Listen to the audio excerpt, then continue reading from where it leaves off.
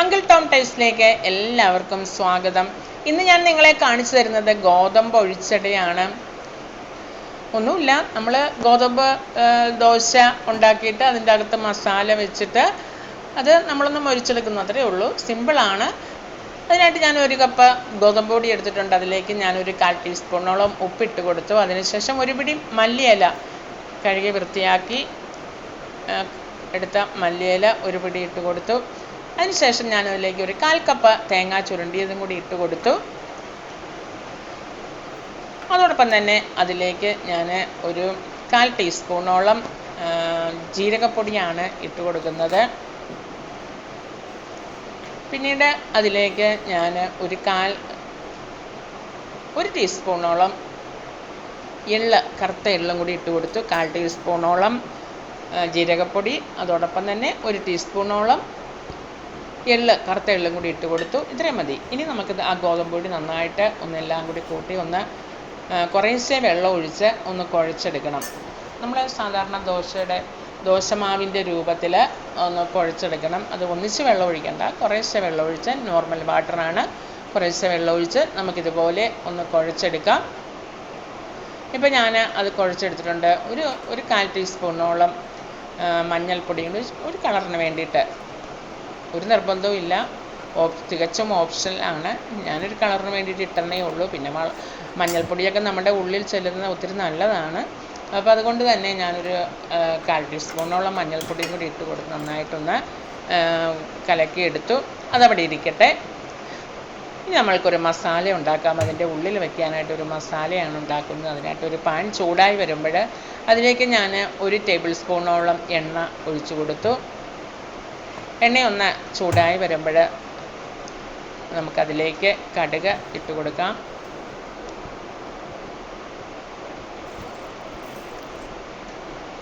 എണ്ണയൊന്ന് ചൂടായി വന്നപ്പോൾ ഞാൻ അതിലേക്ക് ഒരു 1/4 ടീസ്പൂണോളം കടുക് ഇട്ട് കൊടുത്തു. കടുകൊന്ന് പൊട്ടി വരട്ടെ. ഇപ്പോൾ നമ്മളുടെ കടുകൊക്കെ നന്നായിട്ട് പൊട്ടി വന്നിട്ടുണ്ട്. ആ ഒരു സമയം നമ്മൾക്ക് അതിലേക്ക് ഒരു സവോള ചെറുതായിട്ട് അരിഞ്ഞ് അതിട്ട് കൊടുത്തു.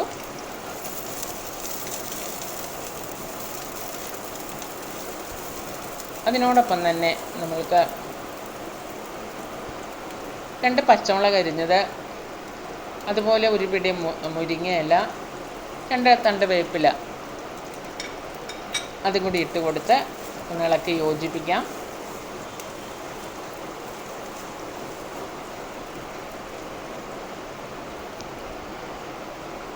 നമ്മൾ അതിലേക്ക് ഉപ്പിട്ട് കൊടുത്തിട്ടില്ല, അതുകൊണ്ട് തന്നെ നമ്മൾക്ക് ഒരു 1/4 ടീസ്പൂണോളം ഉപ്പ് ഇട്ട് കൊടുത്തു. നമുക്ക് നന്നായിട്ടൊന്ന് ഇളക്കി ഒന്ന് വഴറ്റിയെടുക്കണം. ഒന്ന് സോഫ്റ്റാക്കി, സവോളയൊക്കെ ഒന്ന് സോഫ്റ്റായിട്ട് വരട്ടെ. പച്ചമുളകും അതുപോലെ തന്നെ വേപ്പിലയും മുരിങ്ങയില ചേർക്കുന്നതുകൊണ്ട് തന്നെ വളരെ ഹെൽത്തിയാണ് കേട്ടോ. എല്ലാം കൂടി ഒന്ന് നമുക്ക് ഇളക്കി ഒന്ന് സോഫ്റ്റാക്കി എടുക്കാം. ഒത്തിരി അങ്ങ് വഴന്നു പോകുമൊന്നും വേണ്ട.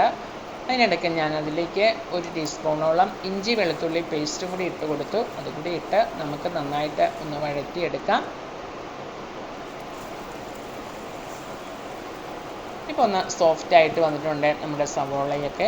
ആ സമയം നമ്മൾക്ക് അതിലേക്ക് 1 ടീസ്പൂണോളം മുളക് പൊടി ഞാൻ ഇട്ട് കൊടുത്തു. 1/4 ടീസ്പൂണോളം മഞ്ഞൾപ്പൊടി ഇട്ട് കൊടുത്തു. അതോടൊപ്പം തന്നെ ഒരു 1/4 ടീസ്പൂണോളം കുരുമുളക് പൊടി ഇട്ട് കൊടുത്തു. 1/4 ടീസ്പൂണോളം ഗരം മസാല ഇട്ട് കൊടുത്തു. ഒരു 3/4 ടീസ്പൂണോളം മല്ലിപ്പൊടി ഇട്ട് കൊടുത്തു. ഇനി നമുക്ക് ഒന്ന് ഇളക്കി ആ പൊടികളുടെയൊക്കെ ഒന്ന് പച്ചമണം മാറുന്നത് വരെ നമുക്കൊന്ന് ഇളക്കി യോജിപ്പിച്ചെടുക്കാം. ഇപ്പം മസാലയുടെയൊക്കെ പച്ചമണം മാറിയിട്ടുണ്ട്. ആ ഒരു പച്ചപ്പൊക്കെ മാറിക്കഴിയുമ്പോൾ നമുക്കതിലേക്ക് ഞാൻ ഒരു 2 ചെറിയ ടൊമാറ്റോയാണ് ചെറുതായിട്ട് അരിഞ്ഞ് അതും കൂടി ഇട്ട് കൊടുത്തു. ഇനി നമുക്ക് ആ സവോളയും അതുപോലെ തന്നെ ആ ടൊമാറ്റോ എല്ലാം കൂടി നന്നായിട്ട് ഒന്ന് ചേർന്ന് വെന്ത് വരണം. ഇപ്പോൾ നന്നായിട്ട് നമ്മുടെ ടൊമാറ്റോ ഒക്കെ നന്നായിട്ട് വെന്ത് വന്നിട്ടുണ്ട്.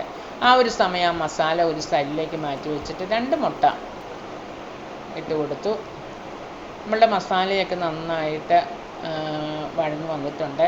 ആ ഒരു സമയം വേണം നമ്മൾക്ക് ഇതുപോലെ മുട്ട ഒഴിച്ച് കൊടുക്കാനായിട്ട്. മുട്ട ഒഴിച്ച് കൊടുത്തിട്ട് 2 മിനിറ്റ് ഒന്ന് വെയിറ്റ് ചെയ്ത് കഴിയുമ്പോൾ നമ്മളുടെ മുട്ടയുടെ അടിഭാഗമൊക്കെ ഒന്ന് വെന്ത് വരും. ആ ഒരു സമയം നമുക്കിതുപോലെ പതുക്കെ ഒന്ന് ചിക്കിയെടുക്കാം.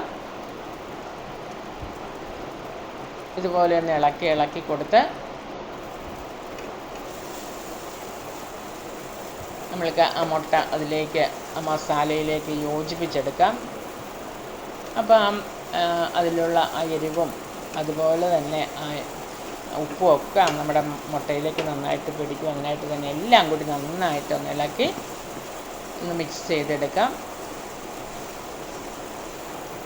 ഇതുപോലെ ഒന്ന് ഇളക്കി കൊടുത്ത് എല്ലാം കൂടി യോജിപ്പിച്ച് എടുക്കാം. അവസാനം നമുക്കതിലേക്ക് കുറച്ച് മല്ലിയിലയും കൂടി ഇട്ട് കൊടുത്ത് ഒന്നിളക്കി മല്ലിയില എല്ലായിടത്തും വരുവോളം ഒന്നിളക്കി കൊടുക്കാം. പിന്നെ ഞാൻ ഒരു ലാസ്റ്റ്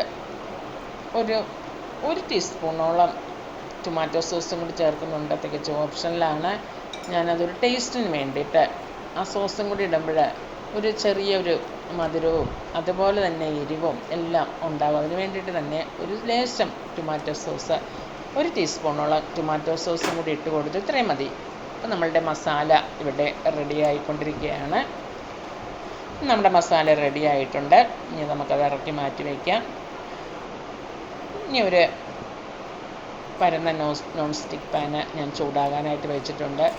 ഇനി നമുക്ക് നമ്മളുടെ ആ പൊടി ഈ ഒരു കൺസിസ്റ്റൻസി ആയിരിക്കണം നമ്മൾ പൊടി കലക്കി വരുമ്പോൾ. നമ്മൾക്ക് ദോശ പോലെ ഒന്ന് ചുട്ടെടുക്കാം. ഇതുപോലെ ഒന്ന് ഒഴിച്ച് കൊടുത്തിട്ട് ഇതുപോലെ ഒന്ന് ഇളക്കി അത് പരന്ന് എല്ലാ ഭാഗത്തും പരന്ന് വന്നോളും. അപ്പോൾ അതിനായിട്ട് തന്നെ ഞാനൊന്ന് പരത്തി എടുത്തിട്ടുണ്ട്. ലോ ഫ്ലെയിം ആയിരിക്കണം. ഒരു 3-4 മിനിറ്റ് കഴിയുമ്പോൾ നമ്മളുടെ ദോശയുടെ ഒരു ഭാഗമൊക്കെ മുരിഞ്ഞ് വരും. എന്നിട്ട് നമുക്ക് ഇതുപോലെ മറിച്ചിട്ട് കൊടുക്കാം. മറുഭാഗം കൂടി നമുക്കൊന്ന് മുറിച്ചതിന് ശേഷം നമ്മൾക്ക് തിരിച്ചിട്ട് കൊടുക്കാം. അതിനുശേഷം നമ്മൾക്ക് അതിലേക്ക് നമ്മൾ ഉണ്ടാക്കി വെച്ചിരിക്കുന്ന മസാലയില്ലേ, ആ മസാല കുറച്ചെടുത്ത് അതിൻ്റെ ആ ഒരു ഭാഗത്ത് ഇതുപോലെ ഒന്ന് നിരത്തി വെച്ച് കൊടുക്കാം.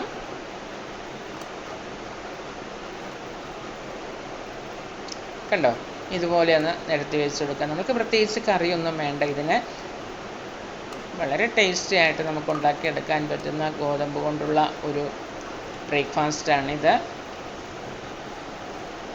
ഈ മസാലയൊക്കെ ആ ഉള്ളിൽ വയ്ക്കുമ്പോഴേ നമ്മൾ മസാല ദോശ കഴിക്കത്തില്ലേ, അതിനെക്കാട്ടി ടേസ്റ്റ് ആയിരിക്കും. മസാല ദോശ കഴിക്കുമ്പോഴതിനകത്ത് കിഴങ്ങൊക്കെയാണല്ലോ വയ്ക്കുന്നത്.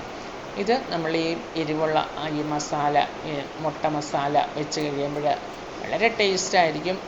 അതിന് ശേഷം നമുക്കിതുപോലെ ഒന്ന് മടക്കിയെടുക്കാം. ഇങ്ങനെ നമ്മൾക്ക് മൊരിച്ച് കഴിക്കാം. അല്ല എങ്കിൽ കുട്ടികൾക്കൊക്കെ കൊടുക്കാനാണെങ്കിലും നമ്മൾക്കൊക്കെ ഒന്ന് മൊരിഞ്ഞ് കിട്ടണമെങ്കിൽ ഈ ഒരു രീതിയിൽ നമ്മൾക്ക് കഴിക്കാം. അല്ല ഇതൊന്ന് മൊരിച്ച് കുറച്ചും കൂടി ടേസ്റ്റായിട്ട് കഴിക്കണമെങ്കിൽ നമ്മൾക്ക് വേറൊരു ഗ്യാസ് ഓൺ ചെയ്ത് വേറൊരു പാൻ വെച്ച് കൊടുത്ത് അതിലേക്ക് ഒത്തിരി എണ്ണയൊന്നും വേണ്ട. ഒരു ടീസ്പൂണോളം എണ്ണ ഞാൻ ഒഴിച്ചിട്ടുള്ളൂ. അതൊന്ന് ഇതുപോലെ ഒന്ന് സ്പ്രെഡ് ചെയ്തതിന് ശേഷം നമ്മൾ നമ്മളുടെ ആ മസാല ആയിട്ട് വെച്ചിരിക്കുന്ന ഗോതമ്പ് ദോശ അതിലേക്ക് ഇട്ട് കൊടുക്കാം. ഇനി ആ 2 ഭാഗവും ആ എണ്ണയിൽ കിടന്ന് മീഡിയം ഫ്ലെയിമിലിട്ട് നമുക്ക് നന്നായിട്ടൊന്ന് മൊരിച്ചെടുക്കാം. നമുക്ക് എത്രയോ മൊരിയണോ അത്രയും നമുക്ക് മൊരിച്ചെടുക്കാം. ഞാനിപ്പോൾ ഇത്രയൊക്കെ മൊരിക്കുന്നുള്ളൂ. ഇനി എല്ലാം നല്ല ക്രിസ്പി ആയിട്ട് മൊരിഞ്ഞ് കിട്ടണമെങ്കിൽ അതുപോലെ കുറച്ച് സമയം വെയിറ്റ് ചെയ്താൽ മതി. ഞാനിപ്പോൾ ഒരു 4 മിനിറ്റ് കൊണ്ട് 2 ഭാഗവും ഇതുപോലെ ഒന്ന് മൊരിച്ചെടുക്കുകയാണ്.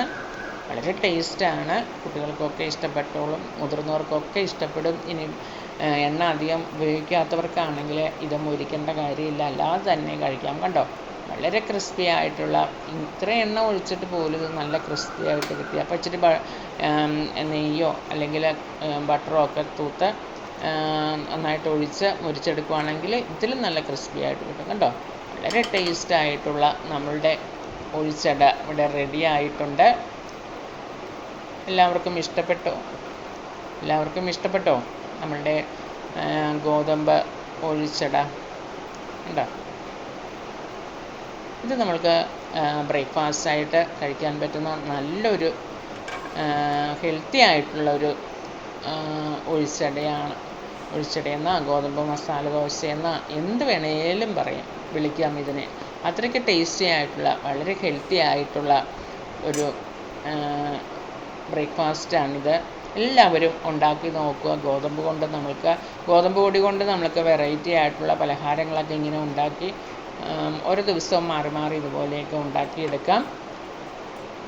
കണ്ടോ, വളരെ ടേസ്റ്റ് ആയിട്ടുള്ള നമ്മളുടെ ദോശ ഇവിടെ റെഡിയാണ്.